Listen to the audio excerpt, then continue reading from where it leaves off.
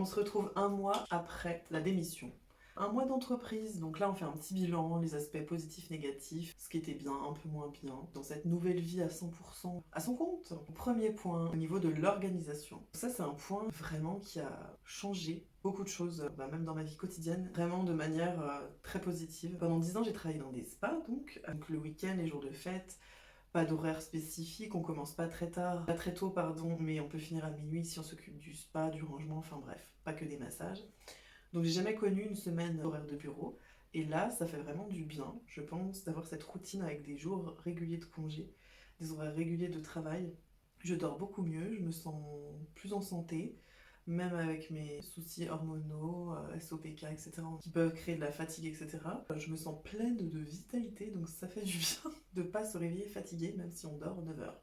Le matin, j'ai ma petite routine, je fais les choses à mon rythme, je fais ma petite tisane, si j'ai le temps, je lis un petit peu, je me fais un petit tirage d'oracle, j'arrose mes plantes. Le temps de trajet que j'avais pour aller dans les différents spas où je travaillais avant, le temps est consacré à ma détente mentale et physique. Au début, j'avais quand même peur de partir dans tous les sens, ce qui était le cas, hein. Mais maintenant c'est bon, à telle heure je commence, à telle heure je fais ma pause.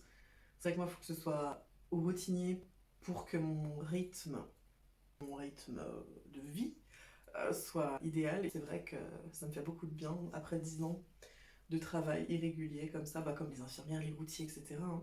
Mon job avec des rythmes irréguliers, pour certaines personnes, ça leur convient très bien, mais c'est vrai que moi je sentais que ça allait plus. Ça ne me convenait plus, peut-être avec l'âge, je ne sais pas. Le point numéro 2, au niveau de la solitude, c'est-à-dire de travailler seul, de travailler en équipe, puis de passer à un travail seul. La journée, je suis seule du coup, hein, je vois personne. Dit comme ça fait un peu peur, mais le soir, voilà, je vois mon mari, des amis. Je suis toujours avec des personnes au final, j'ai toujours des interactions sociales, que ce soit sur les réseaux, Facebook, Insta, les clientes. Enfin voilà, je ne suis pas toute seule, ne vous inquiétez pas. Le travail d'équipe ne me manque pas. Au début, franchement, la première semaine, c'était difficile. Je me disais, je vais finir folle de voir personne toute une journée. Étant masseuse, on s'occupe de personnes, de clientes, on les a en soins, on s'occupe d'elles toute la journée, plus les collègues. Donc il y a beaucoup d'interactions sociales. Et je me suis dit, mais de passer autant d'interactions hyper cool, en plus dans un univers hyper relax, etc., à travailler seule, ça va être dur, mais en fait, je me suis très vite habituée. Étant hypersensible aussi, avoir moins de stimulation extérieure, et ben en fait ça me fait beaucoup de bien. Ne vous inquiétez pas, je ne suis pas seule au monde. D'ailleurs, par rapport à tout ce qui est hypersensibilité au travail, etc., je vous mettrai en barre d'infos quelques livres qui sont vraiment hyper intéressants sur le sujet. Si vous êtes hypersensible ou non, hein, c'est toujours intéressant de comprendre cette approche différente du travail quand voilà, on a cette sensibilité-là qui est un peu différente. Je suis quand même assez introvertie de base, même si j'aime les humains, sinon je n'aurais pas été masseuse pendant 10 ans. Le fait d'être seule, en fait, ça me permet de me recharger, d'être plus en vitalité parce que je donne moins mon énergie aux autres, enfin moins régulièrement, moins souvent. Donc je sens vraiment qu'au niveau de la fatigue, etc., ça va beaucoup beaucoup mieux, donc je suis très contente. Ça me fait penser, il y a quelques temps, je vous avais partagé sur Instagram le test des 16 personnalités. Moi j'étais médiateur, donc quelqu'un qui est très dans l'utopie aussi, qui a des fortes valeurs morales et qui a besoin de faire un métier qui la passionne et qui partage ses valeurs en fait. Si vous voulez le faire, franchement c'est trop intéressant, que ce soit par rapport à sa vie pro ou perso, par rapport à tout, si vous ne l'avez pas encore fait, je vous mettrai aussi le lien, vraiment c'est trop intéressant. Vous me direz ce que vous êtes, du coup. Moi, c'est médiateur, oui, c'est ça. Numéro 3, donc au niveau de la santé. Pourquoi j'ai démissionné aussi, c'était au niveau de ma santé, parce que j'avais des tendinites chroniques, etc., à force de faire beaucoup de massages. La fatigue avec ses problèmes hormonaux, je ne pouvais plus, même si j'ai réduit mon taux de travail au spa, petit à petit, dans tous les spas où j'ai travaillé, en fait, parce que j'ai travaillé aussi à mon compte, en tant que masseuse à domicile, bref. Je sentais bien que j'arrivais plus à... Ah, tu t'es réveillée. Coucou.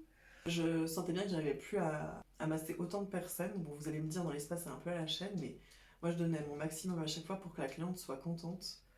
Donc, en 10 ans, à part des rares fois où j'ai eu des clientes vraiment spéciales, ou clients, où là, franchement, je me disais, mais qu'est-ce que je fais là? Pourquoi je fais ce métier? Parce que clairement, j'avais envie de partir de la cabine, tellement les personnes étaient horribles. Bref, si vous voulez, je vous raconterai des anecdotes un jour. Je donne plus cette énergie physique ni mentale. Je me sens beaucoup plus en vitalité. D'ailleurs, il y a des chaînes aussi très intéressantes sur tout ce qui est aspect psychologique, etc. Pas forcément au travail, mais en général. Si ce domaine vous intéresse, tout ce qui est psychologie, même développement personnel, je vous mets juste des chaînes que moi j'aime bien écouter quand je travaille, ou ça change des livres audio ou des reportages. Point numéro 4, parce que je regarde un peu mes notes pour ne pas oublier. Le point numéro 15, pourtant ce n'est pas un point à négliger, c'est un des points qui me stressait le plus. Je vends grâce aux réseaux sociaux, à Instagram, Facebook, etc. Et là, c'est vrai qu'après ma digital detox, j'avais vraiment du mal à me remettre dessus.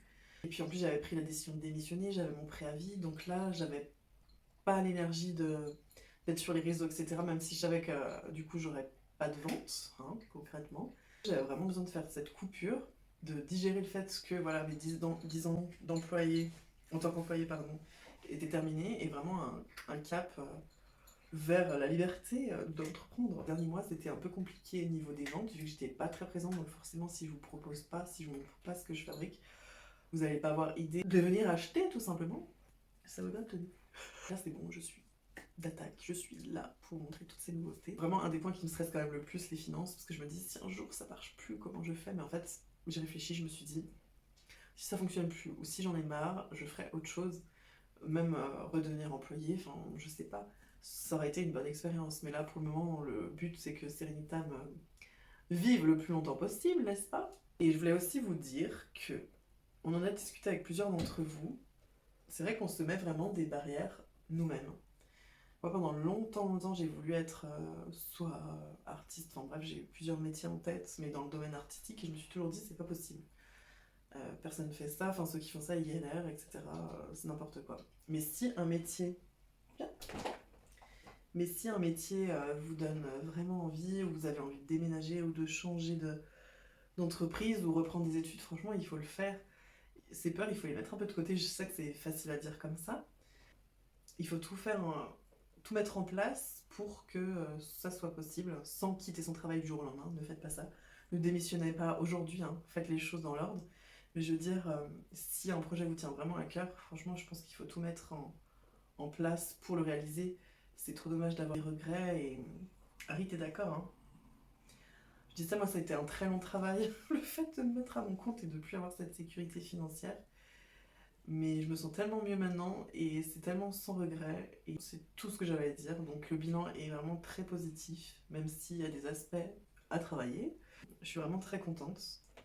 Donc merci d'avoir regardé cette vidéo jusqu'au bout. Et je vous dis à très bientôt sur Insta certainement.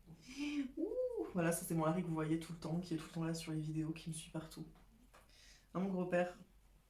Enfin non, maintenant il me suit moins parce qu'il a compris que quand je suis là à la maison, je suis pas tout le temps disponible pour lui pour le caresser. Parce que lui, il aurait tendance à vouloir être tout le temps sur moi, tout le temps avoir des câlins, mais ce n'est pas forcément possible. Voilà, alors je vous souhaite une très belle fin de journée. Et merci beaucoup. Oh, tu pars? Maman bébé. On veut des câlins, nous?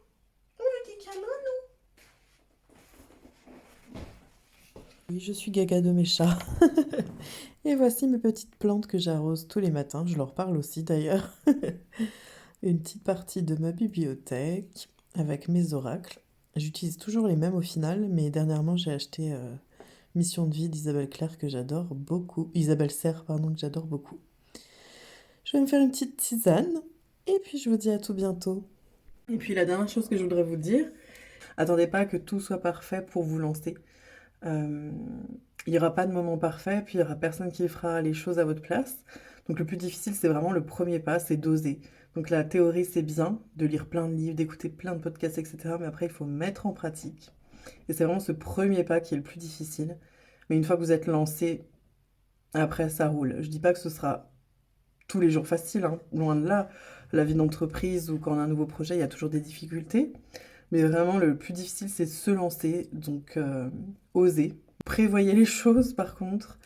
Mais lancez-vous.